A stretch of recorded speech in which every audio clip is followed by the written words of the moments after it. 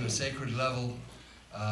Living for the sake of your spouse, for your children, and for your community and world is very central to all things that we want to realize in our life.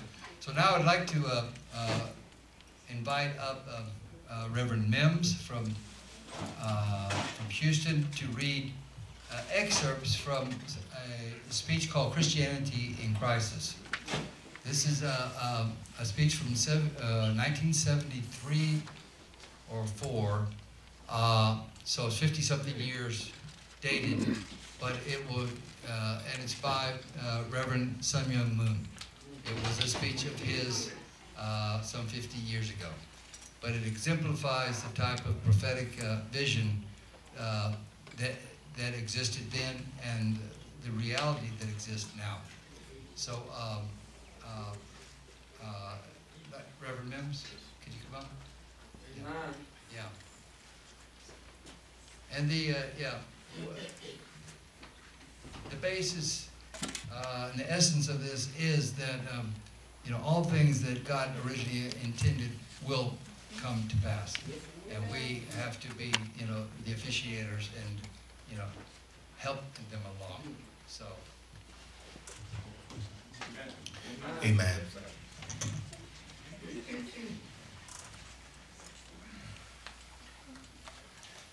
Amen. If you have this blue packet, it is also in there if you would like to read along with me. I'm reading the exact literature that is in your blue folder. The time has come for the American people to be awakened because of the noble beginnings of this country. God sent his blessings and promise. The sacrificial devotion of your ancestors was the foundation for God's blessings. If you betray your ancestors, if you betray God, there's only one way for America to go. It will go to destruction. Your decline will be rapid. In the Bible, it says that it is more difficult for a camel to go through the eye of a needle than for a rich person to go to heaven. In the same way, it is as difficult for a rich nation to go to heaven. To realize the kingdom of heaven on earth through American people is just that difficult.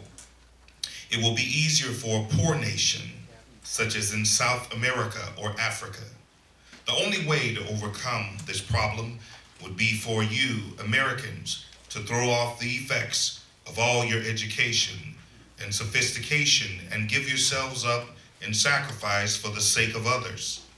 With that, we can have hope for North Americans. But if you want to keep everything you have and try to follow God, it won't work.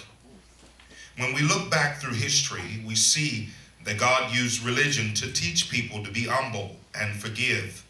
Christianity is distinguished from other religions in that the practice of Christian love is more advanced than any seen in history, because it emphasizes forgiveness and sacrifice. Without this ideal of forgiveness and love, God can never save humankind. When we look around the world, what religion is practicing forgiveness and love? Is Christianity now preserving, accepting, and loving everything? No. Most Christians have built walls around themselves, being concerned only for their own salvation. Many of today's Christians are forsaking the world and wanting to be isolated.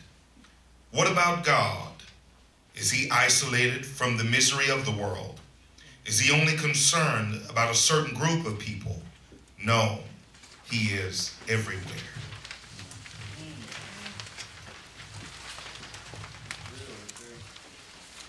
On the back, flip the page to the back.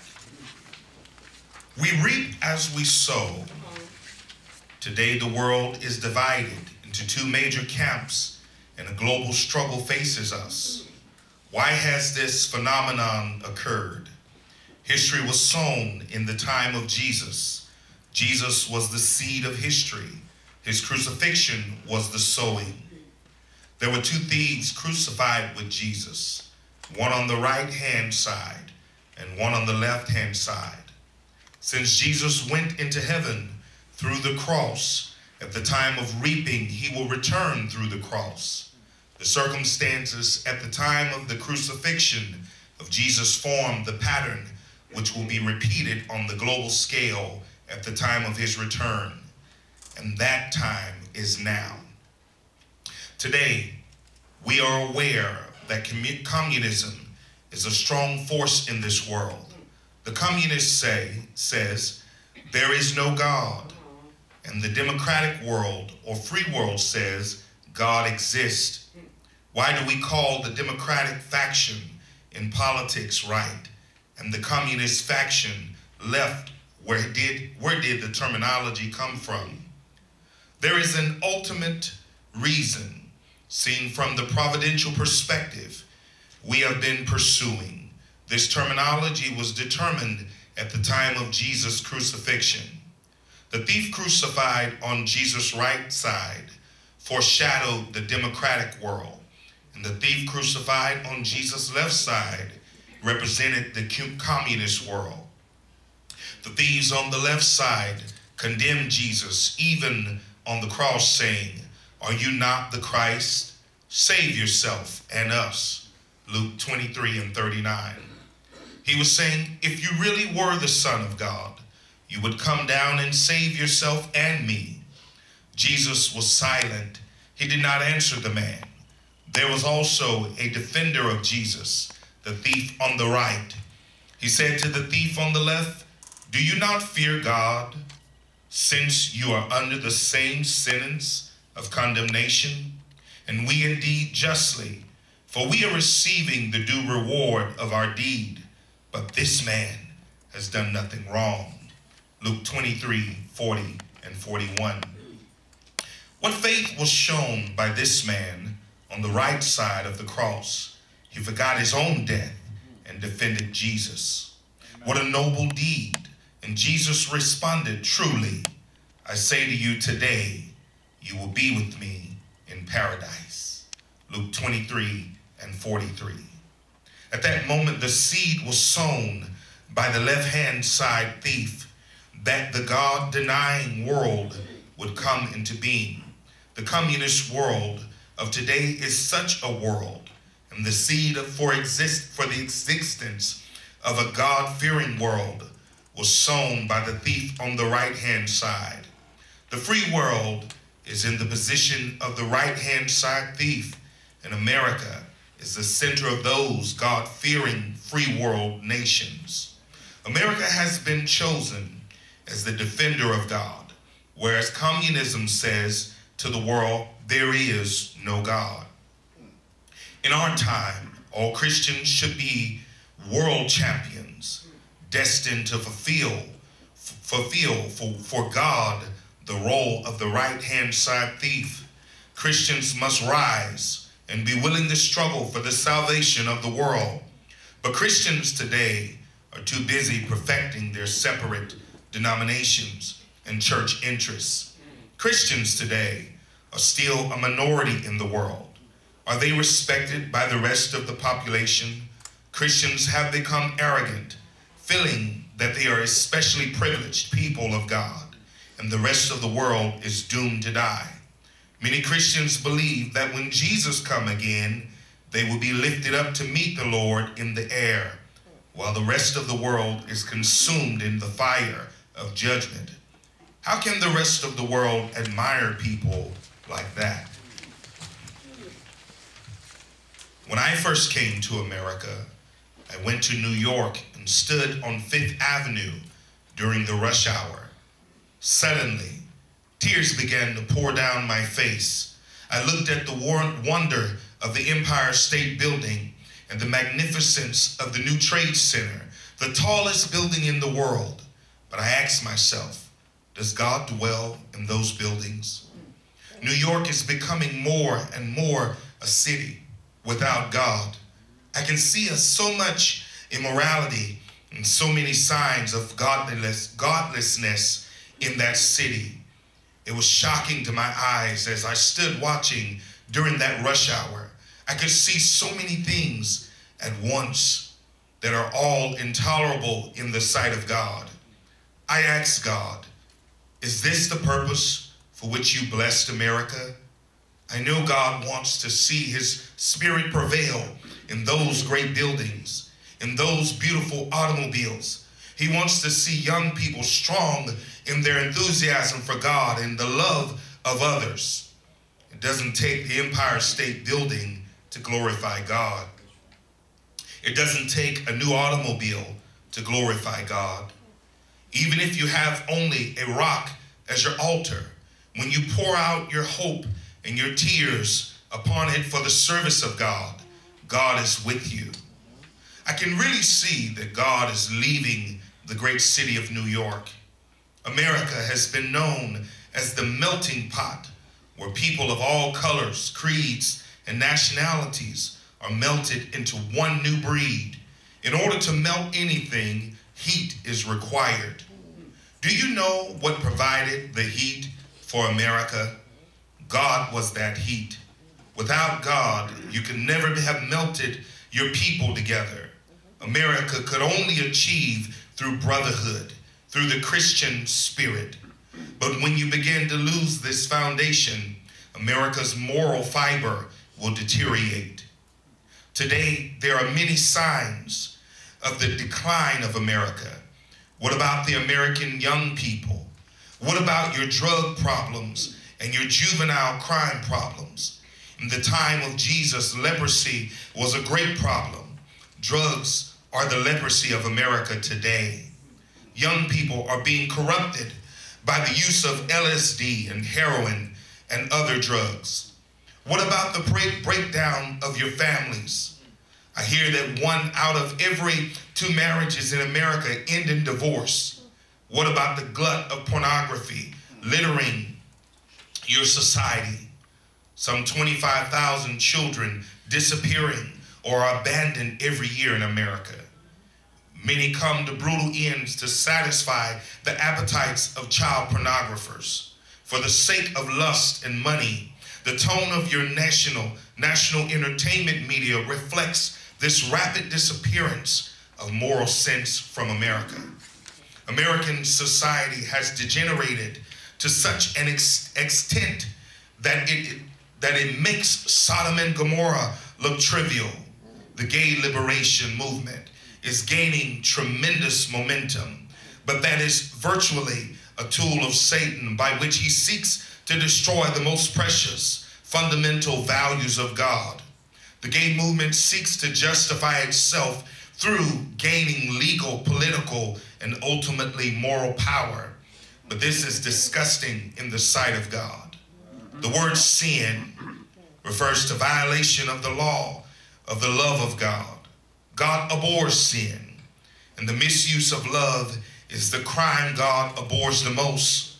Ultimately, the law and love of God will prevail. Therefore, whoever indulges in unprincipled love can only perish. America today is no exception to the rule. It must not violate the law of love of God, or it too will be destroyed. It was because of an unchaste relationship of love that the fall occurred. We can say that the last days predicted by the Bible will be the time when selfish, individualistic love reaches its perfection in such, back page, in such a world. Anything other than individualistic love is scorned. There is no room for the love of country love, of humanity, and certainly no room for the love of God. Such a trend began in the adult world, but it has now come down to the realm of teenagers. That is why we have the so-called me generation. You can see that this is happening in today's society. Thus, you know that we have come to the end of this world. There's virtually no way of controlling the promiscuous immorality of many of today's young people. Parents cannot control them. Teachers are powerless, and society can't do anything either. Certainly, the nation and the world have no power to control them. Satan's ultimate goal is to destroy any idea, form of love, while God is working to lead humankind toward the ideal, wholesome form of love. Those who are the most susceptible to Satan's temptations are Americans. The USA is the central nation for the Christian culture. Yet at the same time, this nation has become morally degraded, particularly in love. What about racial problems? If we really love the world, can there be segregation between white and black and yellow and black? There is no question, but that is impossible. Thus, in the sight of God, America must be ashamed that there is a problem in this country between white and black. Shows that Christianity has been a failure in this country, where we find white-oriented churches and black-oriented churches. When the new universal age comes, a nation pursuing a racist course will be a failure. And what about the persistent problems of poverty in the world's wealthiest nation? Why are all these problems occurring? These are signs that God is leaving America. I can read the signs which says God is leaving America now. If this trend continues, in a very short time, God will be with you no longer. God is leaving America's homes. God is leaving your culture. God is leaving your schools. God is leaving your churches. God is leaving America. There are many signs of atheism in this once God-centered nation. There have been many laws enacted that only a godless society could accept. There was a time when prayer was America's daily diet. Today you hear prayers in American schools no longer. I know that if I expected secular America to understand these things, I would be too naive. This culture is saturated with humanism and pragmatism, and it has known virtually no other way of thinking. Naturally, I will be denounced by this culture. Americans want to hear something nice about their country, but I cannot say it. I don't care whether they hate me or not. I must tell the truth. Yeah. If you want to hear good news, then you must live up to them. Amen. You may want to ask, who are you to say these things to the American people? Then please tell me who is taking responsibility for this country. The future of America depends upon the young people, and the churches and the national institutions are failing to inspire American youth in a righteous way. We need a spiritual revolution in America. A revolution of heart must come to America. Individualism must be tied into God-centered ideology. Who is going to do this? Who is going to kindle the hearts of American youth? Will the president do this? Will wealthy American businessmen do this? Will American churches do this? We must restore God-centered morality, or else America is destined to collapse. The Roman Empire collapsed from within of its own moral corruption, not from outside attack or infiltration. America is in far worse shape than the Roman Empire. Was because there is no tradition left in this nation. Once the moral center is removed from America, it will collapse and no trace of it will be left. America is a predominantly Christian nation, yet most people in this nation don't know. They don't know where they are. They are not sure about democracy or about their religion, and they are not sure about the future. Usually, when the young people within a society are in a state of confusion, the older people can guide them from the standpoint of tradition. But this is no longer the case. older people are equally as confused as the young people. I know that God sent me here to America. I did not come here for the luxurious life in America. Not at all. I came to America not for my own purpose, but because God sent me. For 6,000 years, God has been working to build this nation. The future of the entire world hinges on America. God has a great stake in America. Somebody must come. I said somebody must come to America to stop God from leaving. My followers in Korea bade me farewell in tears. I know there are still many things to do in Korea, but working with only Korea would delay world salvation. America must be God's champion. I know clearly that the will of God is centered upon America. I came from Korea. I gave up my surroundings, just as many people have in the history of God's providence. I did not come to this country to make money. When I came to America, I committed my fortune, my family, and my entire life to America. I came to the new country where I can serve the will of God.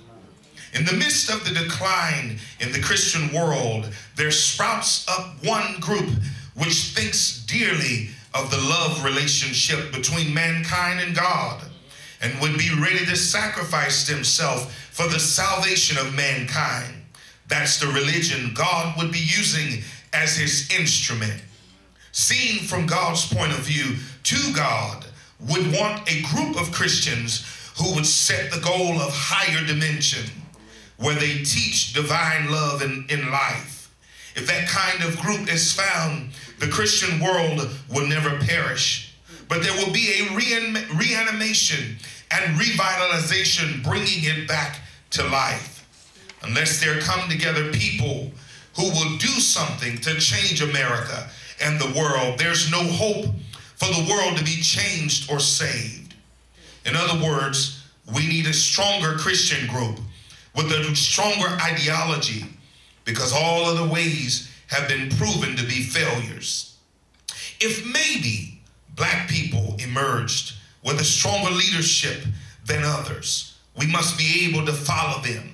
You must follow the leadership, and you must realize the bitter fact that the desire of the communist world or the satanic world in general is to destroy this world of religion, the world in which people believe in God.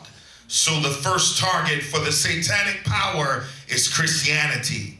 And their final target within Christianity is the family, which is the core of divine love. Where do you think Christianity has been ruined?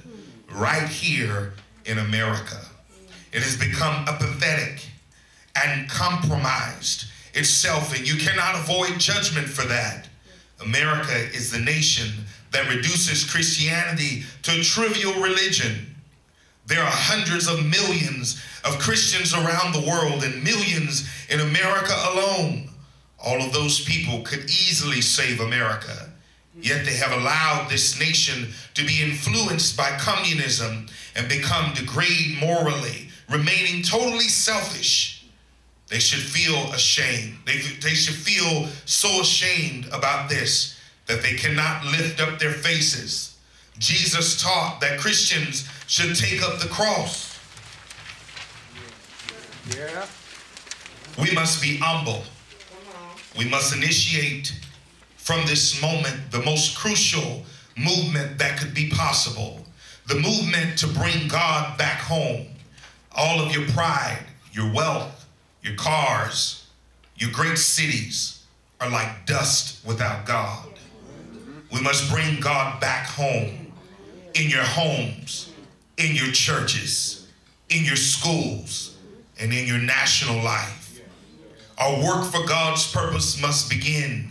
Let's bring God back, and let's make God's presence in America a living reality.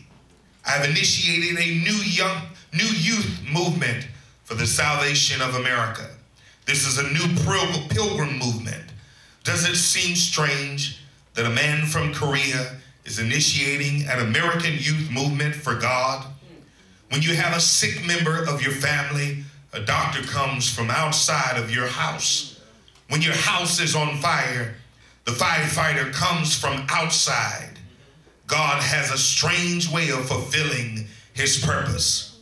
If there is no one in America meeting your needs, there is no reason why someone from outside cannot fulfill that role. America belongs to those who love her most. The mere number of the Christian population in America is not impressive.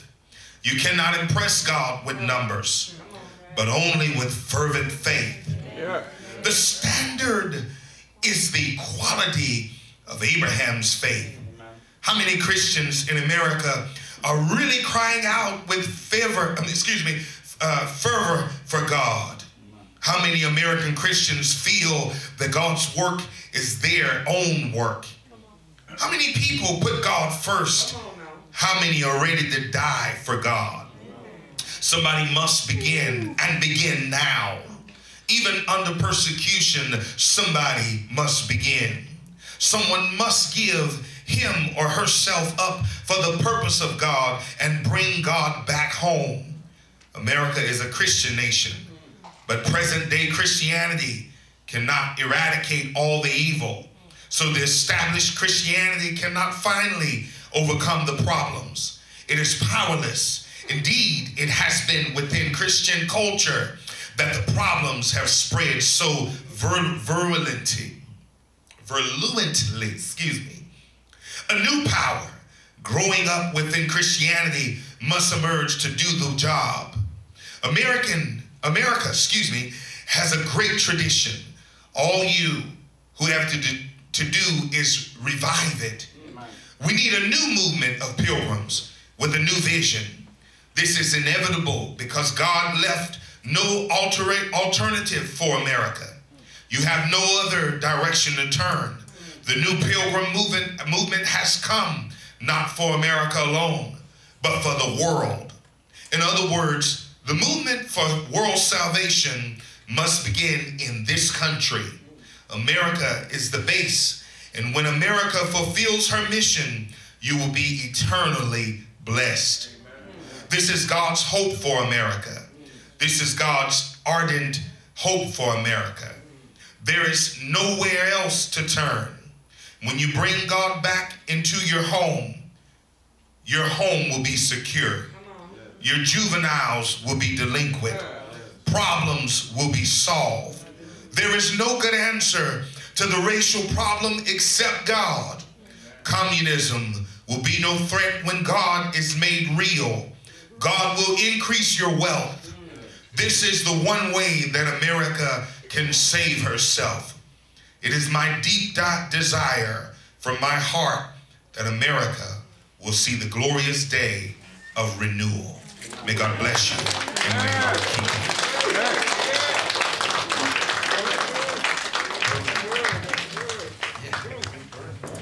Thank you, Dr. Mims. Thank you, Reverend Mims.